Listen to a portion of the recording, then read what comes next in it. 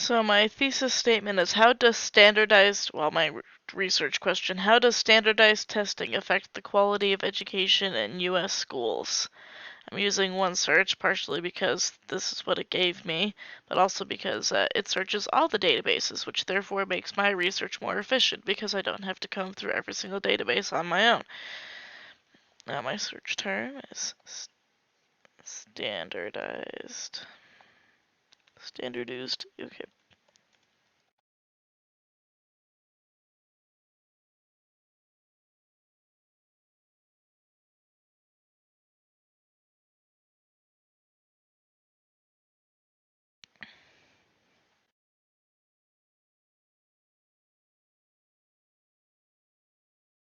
And then I'll filter to journal article, full text online, so that it's online,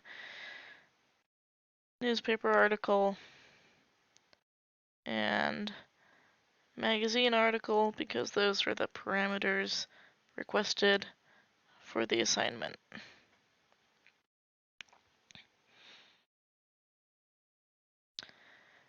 And it keeps bumping.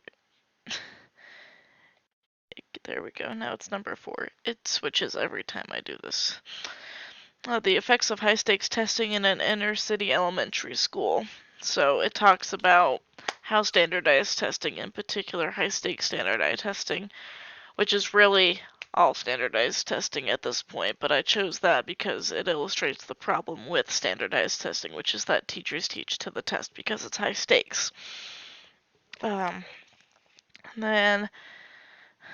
I chose it over others because this this one is about Australia, so that's not the US.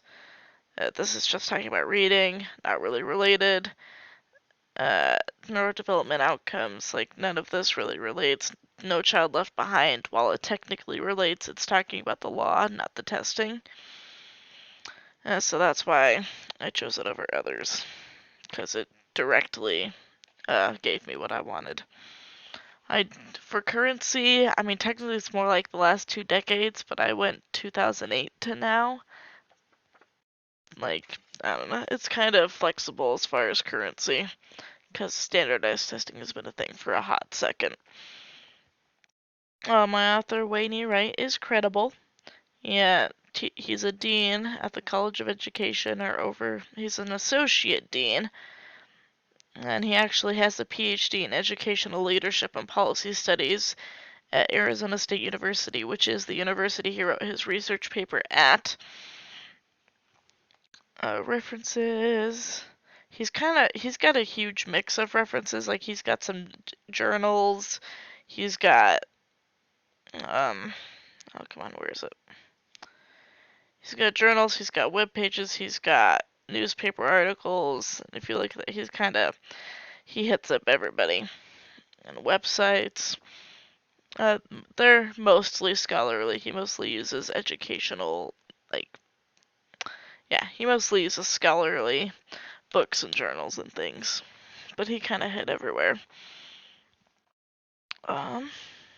They're not necessarily current to the time, but that doesn't, because nothing's past 2002, but that doesn't really matter because he spent all that time researching it, so he knows what he's talking about. Standardized testing, as I said, it's been a thing for a long time, so a lot of research has been done a while ago, and even though the research is continuing, like what he did with his paper, because he wrote it in May of 2015. So his article is current even though his references aren't, and the fact that he's an expert in it kind of negates the fact that the references aren't the most current. And it was done on a past event. He was talking about the effects on an inner city elementary school, so it already happened. It's technically objective. He presents it in a semi-objective way, like he's just reporting on the effects, but due to the nature of the topic, it ends up being non-objective. Like, Test proponents in Texas touted increase in scores as proof that high-stakes tests work to improve academic achievement. What was more plausible of an explanation, however, was that the students who dropped out of school took their low scores with them. That's stating the fact, but also in a biased way somewhat. But that's kind of just how the topic is. And it talks about high stakes testing and how teachers teach the test. So it's stating the facts, but because of the facts, it ends up being biased. It's the standardized tests aren't really liked nowadays. And then my video, I can't show you me typing it in because it pulls up different search results if I do. So I chose this video, standardized testing, the good, the bad, and the ugly. It was published 5 years ago, so in about 2017. Literally, standardized testing, the good, the bad, and the ugly, directly relates to standardized testing.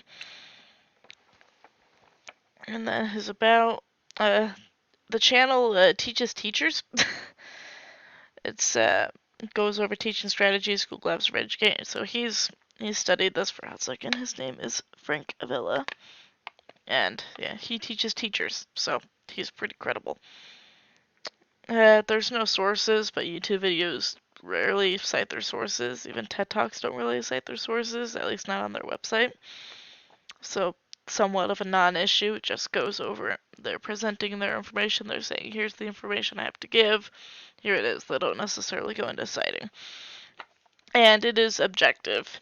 He straight up gives the good, the bad, and the ugly, and he says it in a very matter-of-fact way. And I think that hit all of the questions, so hopefully I did well. Thank you.